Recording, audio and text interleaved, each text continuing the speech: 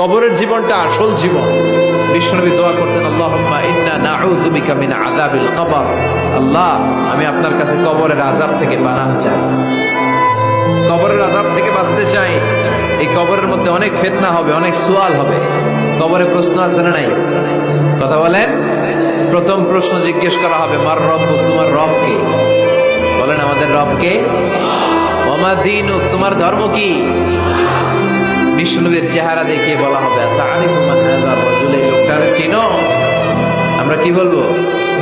আমরা চিনি, উনি আমাদের প্রিয় রাসূল মুহাম্মদুর রাসূলুল্লাহ সাল্লাল্লাহু আলাইহি ওয়াসাল্লাম।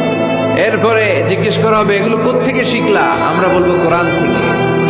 ফায়ুফসাহু লাহু কবরুহু ৭০ যিরাআন, সুন্দর সুন্দর উত্তর করতে পারলে আপনার কবরটারে ৭০ হাত লম্বা করে দেওয়া হবে।